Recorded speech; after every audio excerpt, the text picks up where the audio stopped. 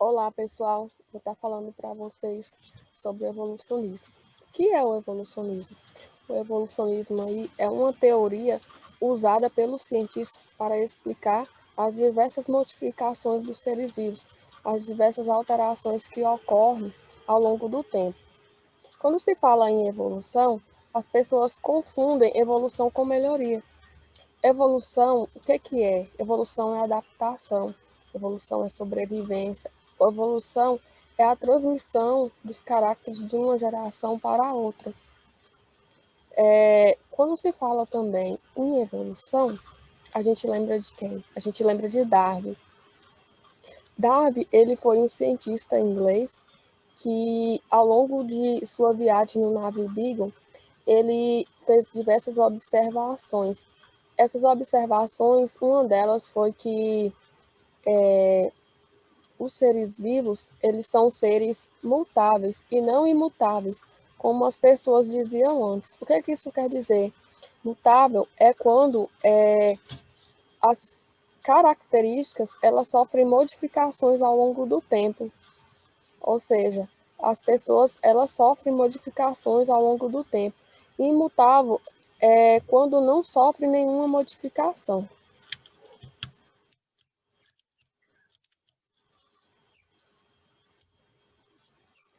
E aí, o que é uma teoria científica? Uma teoria científica ela é, por definição, um conjunto de ideias. Que ideias são essas? Ideias observáveis, um fato, onde a gente tem evidências verificáveis que são conhecidas e das ideias testáveis para explicar um determinado fenômeno biológico. Evolução aí, ela é mudança. Evolução envolve hereditariedade, envolve população, geração. E para isso, o tempo é uma variável muito importante, porque somente o tempo vai dizer para a gente o que está acontecendo com determinada geração. Isso é evolução. Evolução também ela é uma teoria aí científica, né? Como eu disse, é uma teoria científica elaborada pelos cientistas para explicar a evolução ao longo do tempo. Evolução ela aí é mudança das características hereditárias de uma população de seres vivos de uma geração para a outra. Quando eu disse que evolução aí são características observáveis, a gente pode dar o quê? O exemplo da fotossíntese, que é uma característica observável por todos nós. E quais são as evidências aí de uma evolução? Um deles é a embriologia comparada, onde a gente pode estar observando aqui no slide que certos seres vivos, ao longo do desenvolvimento embrionário, têm características parecidas, né? A gente pode estar observando que nos estágios iniciais tem características bem parecidas aí, como a gente pode estar observando o peixe e o anfíbio, e que com o passar do desenvolvimento, elas vão sendo modificadas. Outro exemplo aí é a anatomia comparada, que é o quê? Órgãos homólogos, são estruturas com origem embrionárias comuns, mas que podem desempenhar aí funções diferentes. A gente pode estar dando um exemplo aí, a gente vê nos seres humanos, no cão, no pássaro e na baleia, que a gente observa que as origens embrionárias elas são comuns, só que aí elas desempenham funções diferentes. E que funções são essas? No caso do ser humano, o ser humano usa a mão para quê? Manusear os objetos, para palpar. No caso do cão, ele usa o quê? A pata para pisar, né? Usa na locomoção. No caso dos pássaros, é usado para voar, né? E na baleia, auxilia na hora de nadar. A analogia também aí, né, a gente observa que são estruturas corporais presentes em diferentes espécies que desempenham funções semelhantes, mas com origens embrionárias diferentes.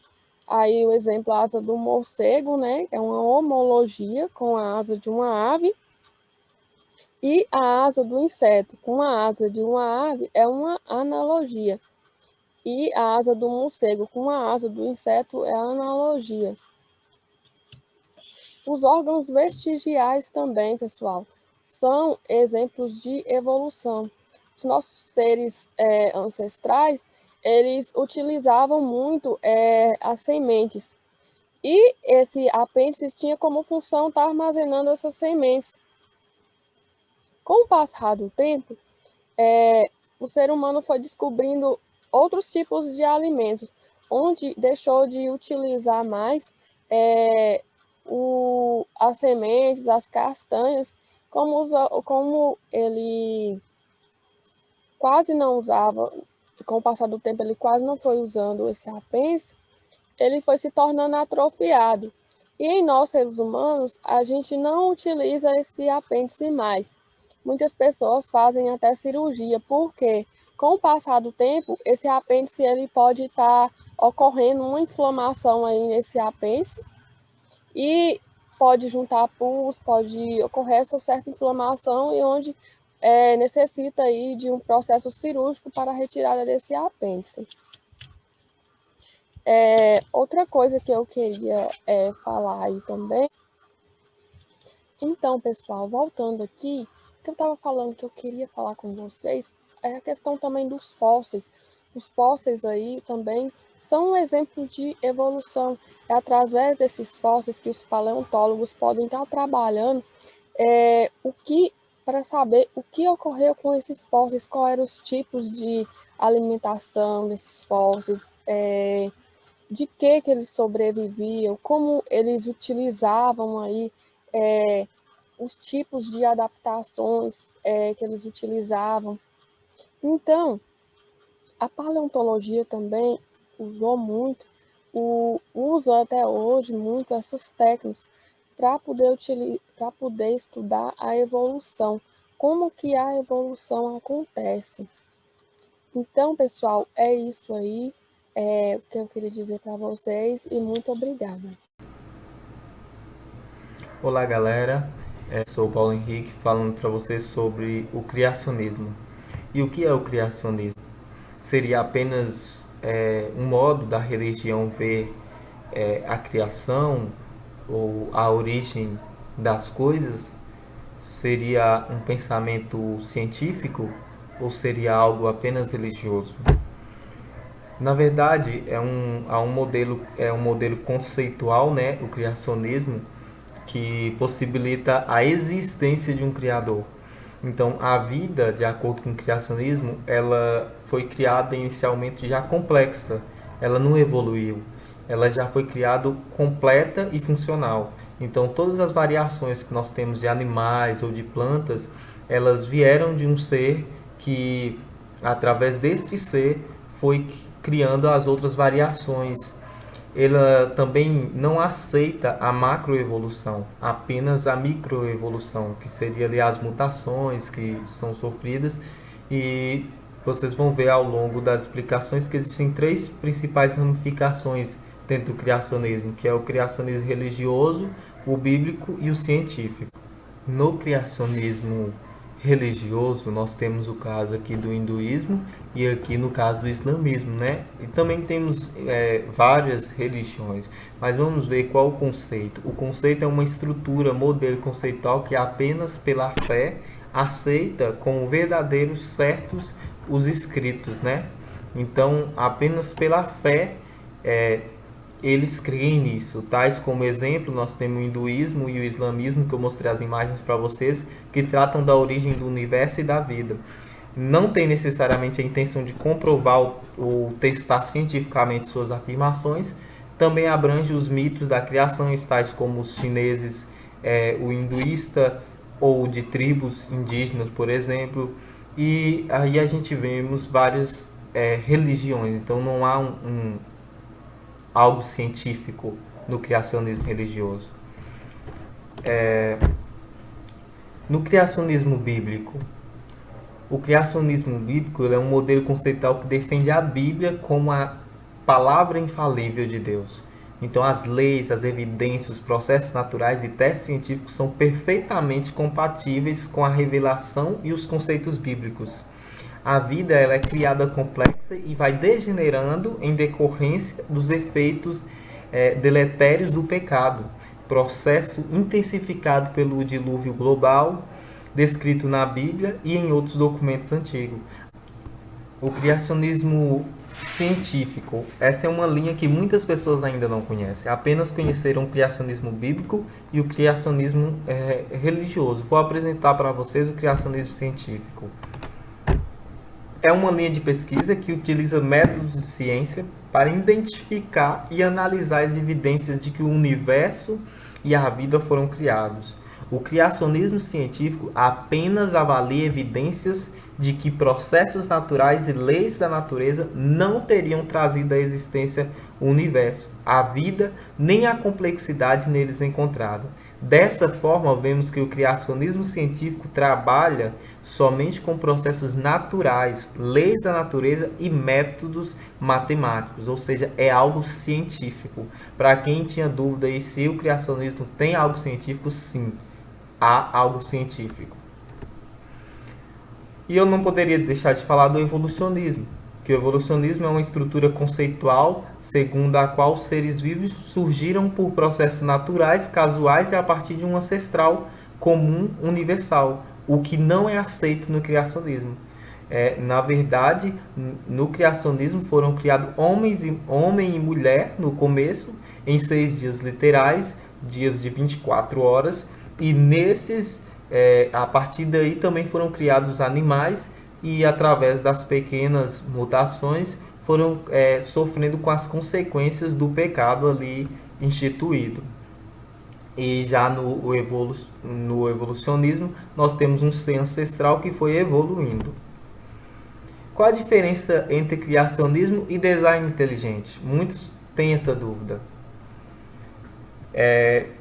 O que é design inteligente? Primeiro, o design inteligente, ele nada mais é do que uma teoria científica que defende que certas características do universo e dos seres vivos são mais bem explicadas por uma causa inteligente ao invés de um processo não direcionado, como a seleção natural.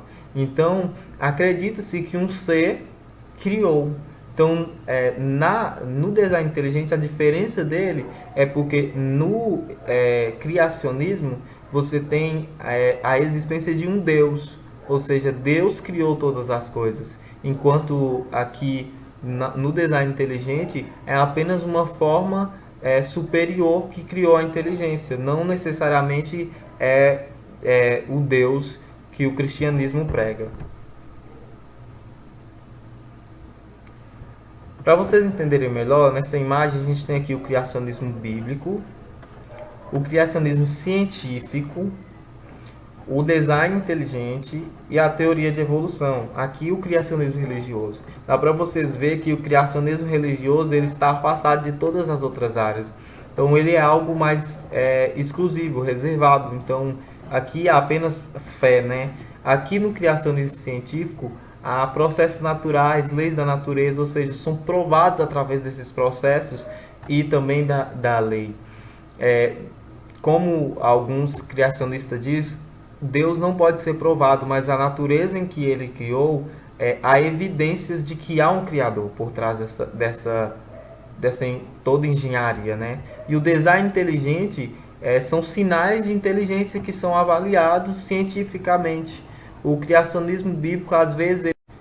Aqui nós podemos ver uma representação. Aqui é o criacionismo científico. Dentro do criacionismo científico também temos o design inteligente. Então o design inteligente ele avalia ali os sinais de inteligência. Dentro do criacionismo bíblico nós temos aqui uma parte que se envolve com o criacionismo científico. Então o criacionismo bíblico ele também tem uma parte científica. E qual é a junção aqui? Onde que esses três têm um ponto em comum? Porque todos trabalham com espécies. Quando a Bíblia diz que Deus criou os animais segundo a sua espécie, a mesma coisa o design inteligente pesquisa os animais, as plantas segundo as suas espécies. E a teoria da evolução também trabalha com esse mesmo método de espécies. Então é aí que eles têm um ponto em comum. Então deu para vocês notarem bem rapidinho o quanto é importante conhecermos sobre o criacionismo. É isso aí.